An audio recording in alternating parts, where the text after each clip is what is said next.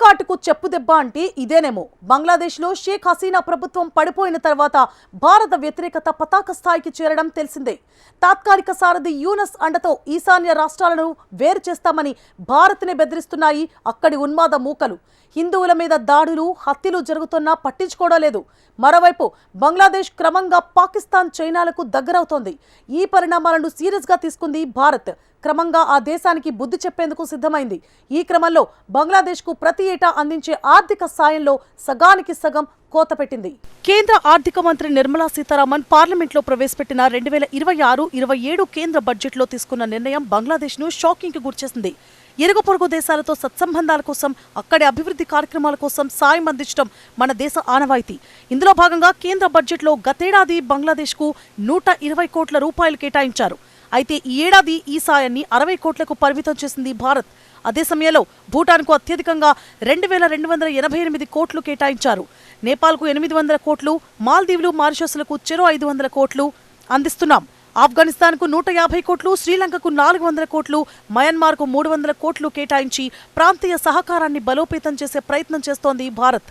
ఇంతకీ పొరుగుదేశం బంగ్లాదేశ్కు ఇచ్చే అభివృద్ధి సహాయాన్ని ఎందుకు తగ్గించామనే చర్చ జరుగుతోంది. గత కొంతకాలంగా బంగ్లాదేశ్లో రాజకీయ తిరుగుబాటు, మైనార్టీలపై జరుగుతోన్న దాడులు, దౌత్యపరమైన ఉద్రిక్తతల నేపథ్యంలో భారత ప్రభుత్వం బడ్జెట్ కేటాయింపుల విషయంలో ఈ నిర్ణయం తీసుకున్నట్లు విశ్లేషకులు భావిస్తున్నారు. 2024 ఆగస్టు 5న బంగ్లాదేశ్లో షేక్ హసీనా ప్రభుత్వం కుప్పకూలిపోయినప్పటి నుండి భారత్, బంగ్లాదేశ్ మధ్య సత్సంబంధాలు దెబ్బతిన్నాయి. తాత్కాలిక ప్రభుత్వ సారథిగా బాధ్యతలు చేపట్టిన మొహమ్మద్ యూనస్ భారత వ్యతిరేక కార్యకలాపాలకు తెరలేపారు. అక్కడ హిందూ మైనార్టీలపై జరుగుతున్న హింసపై భారత్ తీవ్ర ఆందోళన వ్యక్తం చేస్తోంది. భద్రతా కారణాల దృష్ట్యా భారత్ ఇప్పటికే బంగ్లాదేశీయులకు టూరిస్ట్ వీసాలను పరిమితం చేయడమే కాకుండా ఫిబ్రవరి 12న జరగనున్న ఎన్నికల నేపథ్యంలో తమ దౌత్యవేత్తల కుటుంబాలను వెనక్కి పిలిపించింది. ఇరు దేశాల మధ్య నెలకొన్న దౌత్యపరమైన ఉద్రిక్తతలు కేవలం రాజకీయాలకే పరిమితం కాకుండా క్రీడారంగానికి కూడా పాకాయి. మొహమ్మద్ యూనస్ భారత్కు వ్యతిరేకంగా పాకిస్తాన్, చైనాలకు దగ్గర కావడం భారత్ను కలవరపరుస్తోంది.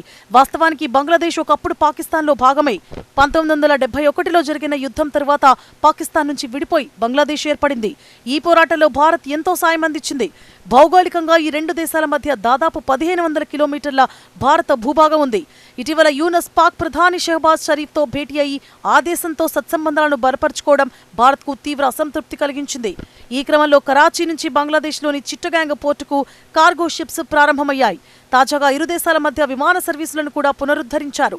మరోవైపు పాకిస్తాన్కు చెందిన ఐఎస్ఐ బంగ్లాదేశ్ వేదికగా భారత వ్యతిరేక కార్యకలాపాలను మొదలుపెట్టినట్లు వార్తలొచ్చాయి. ఇవన్నీ భారత్ను ఆందోళనకు గురిచేస్తోన్న పరిణామాలు. బంగ్లాదేశ్ తాత్కాలిక సారథి యూనస్ భారత్కు వ్యతిరేకంగా ఇస్లామిక్ శక్తులను ప్రోత్సహిస్తున్నారు. వీరిలో కొందరు భారత్లో ఈశాన్య రాష్ట్రాలను వేరు చేసి గ్రేటర్ బంగ్లాదేశ్ ఏర్పాటు చేస్తామని ప్రగల్భాలు పలుకుతున్నారు. వీరిని స్వయంగా యూనస్ రెచ్చగొడుతున్నారనే ఆరోపణలున్నాయి. కొద్ది నెలల క్రితం ఆయన భారత్లోని ఈశాన్య రాష్ట్రాలతో కూడిన బంగ్లాదేశ్ మ్యాప్ను పాక్ సైనిక ఉన్నతాధికారికి బహూకరించారు. అంతేకాదు, చైనా పర్యటన సందర్భంగా ఈశాన్య రాష్ట్రాలపై వివాదాస్పద వ్యాఖ్యలు చేశారు. 7 సిస్టర్స్ గా పిలిచే 7 ఈశాన్య రాష్ట్రాలకు సముద్ర మార్గం లేదు. సముద్ర తీరమున్న బంగ్లాదేశ్ ఒక రకంగా ఈ 7 రాష్ట్రాలకు సాగర రక్షకుడిగా ఉంది. ఈ ప్రాంతానికి సముద్ర మార్గం లేకపోవడం చైనాకు ఒక సువర్ణావకాశం. ఈ ప్రాంతంపై చైనా విస్తరించి మార్కెటింగ్ చేసుకోవచ్చు అని అన్నారు. గతేడాది భారత వ్యతిరేకగా పేరున్న ఇంక్విలాబ్ మంచ్ నేత షరీఫ్ ఉస్మాన్ హాదీ హత్యకు గురి కావడంతో బంగ్లాదేశ్ అగ్నిగుండంగా మారింది. దీంతో అక్కడి ఇస్లామిక్ శక్తులు హిందువుల మీద దాడులు, హత్యలకు పాల్పడుతున్నారు. బంగ్లాదేశ్ హిందూ, బౌద్ధ, క్రిస్టియన్ యూనిటీ కౌన్సిల్ నివేదిక ప్రకారం 2025 తొలి 11 నెలల్లో ఏకంగా 90 మంది మైనార్టీలు హత్యకు గురయ్యారు. వీరంతా దాదాపు హిందువులే. 2025 జనవరి నుంచి మార్చి మధ్యలో మైనార్టీలపై 142 దాడులు జరగ్గా జూన్ నుంచి డిసెంబర్ మధ్యకాలంలో కేవలం దైవదూషణ ఆరోపణలతోనే సుమారు 71 దాడి ఘటనలు నమోదయ్యాయి.